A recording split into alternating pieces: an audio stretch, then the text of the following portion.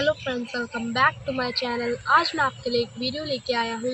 इस वीडियो में आपको मैं एक स्टोरी सुनाने वाला हूँ। अगर आपको ये स्टोरी पसंद आए तो इस वीडियो को लाइक ज़रूर कर लेना, और अगर आपने अभी तक हमारे चैनल को सब्सक्राइब नहीं किया है तो सब्सक्राइब भी ज़रूर कर लेना। So let's start. एक राजा था। वो एक राज्य पे राज करता था। उसके बहुत से मित्र थे। जब भी उस राजा के मित्र उसके राज्य में आया करते थे तो उसके लिए कोई ना कोई तोहफ़ा ज़रूर लाते थे। वो बहुत से तोहफ़े लाते थे, जैसे कि सोने की मोहरें हो गई, चांदी की चीज़ें हो गई, और भी बहुत सी चीज़ें लाते थे। फिर एक दिन एक व्यक्ति उस राजा के लिए उसके महल में एक बड़ा सा पत्थर लेके आया। तो फिर उस राजा को वो पत्थर बहुत अच्छा लगा, और फिर उसके मन में एक विचार आया कि क्यों ना इस बड़े से पत्थर से एक भगवान की बहुत सुंदर सी मूर्ति बनवा ली जाए। तो फिर उस राजा ने तभी अपने मंत्री को बुलाया और कहा कि मंत्री, अब तुम्हें इस पत्थर से एक बहुत ही सुंदर भगवान की मूर्ति बनवानी है। जाओ, इसे कारीगर के पास ले जाओ और उसे कह दो कि अगर उसने बहुत अच्छी मूर्ति बना दी और वो मुझे पसंद आ गई तो मैं उसे 700 मोहरें दूंगा। तो फिर वो मंत्री कारीगर के पास उस बड़े से पत्थर को ले गया और उसने वही बातें कही जो राजा ने कहा था कि अगर तुमने इस बड़े से पत्थर से एक बहुत सुंदर सी भगवान की मूर्ति बना दी और वो राजा को पसंद आ गई तो फिर राजा तुम्हें 700 सोने की मोहरें देंगे। तो फिर उस कारीगर ने कहा कि ठीक है, मैं इस पत्थर से एक बड़ी सी मूर्ति बना दूंगा।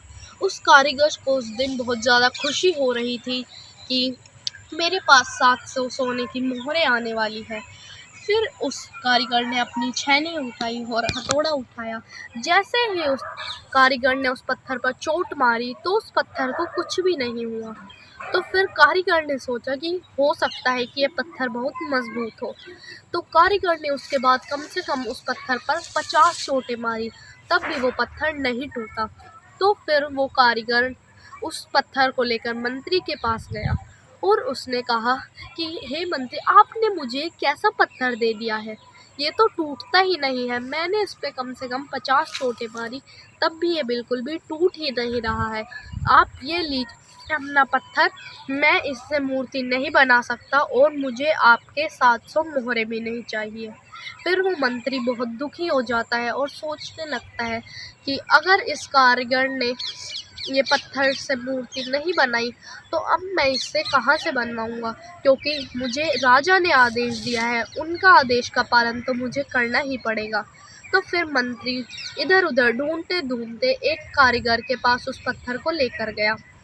तो फिर मंत्री ने उस कारीगर को वही बातें बताई कि तुम्हें इस पत्थर से एक भगवान की मूर्ति बनानी है, और अगर वो राजा को पसंद आ गई तो तुम्हें 700 की मोहरें दी जाएंगी। तो फिर उसके बाद उस कारीगर ने उस पत्थर पर एक चोट मारी और वो पत्थर तभी टूट गया, और फिर वो कारीगर उस पत्थर से भगवान की मूर्ति बनाने लगा। तो मंत्री घर जाते जाते सोचने लगा कि अगर वो पहले वाला कारीगर इस पत्थर पर एक और चोट मार देता तो ये 700 सोने की मोहरें उसकी होती। तो इस कहानी से हमें यह सीख मिलती है कि हमें कोई भी कार्य पूरा करना चाहिए, उसे बीच में कभी भी नहीं छोड़ना चाहिए, क्योंकि जो जीतते हैं वो कभी हार नहीं मानते और जो हार मानते हैं वो कभी जीत नहीं सकते। तो मैं इस कहानी से आपको यही बताने की कोशिश कर रहा था कि आप जो भी अपना कार्य करते हैं, चाहे उसको करने में आपको बहुत समय लग जाए, पर आप उसको कार्य को बंद ना करें, क्योंकि मेहनत करने वालों की कभी हार नहीं होती। आप जो भी कार्य एक बार ले लेते हैं, आप उसको पूरा करके ही छोड़िए। आपको किसी भी कार्य को बीच में छोड़ना ही नहीं है, और अगर आप उसे बीच में छोड़ देंगे तो फिर हो सकता है कि वो चीज़ आप कभी कर ही ना पाए, और फिर आप सोचेंगे कि ये तो मुझसे होता ही नहीं है, अब मैं ये करूँगा ही नहीं। अब इस कहानी से हमें यही इंस्पिरेशन मिलती है कि हमें कभी भी कोई कार्य बीच में नहीं छोड़ना चाहिए और हर कार्य को पूरा करना चाहिए।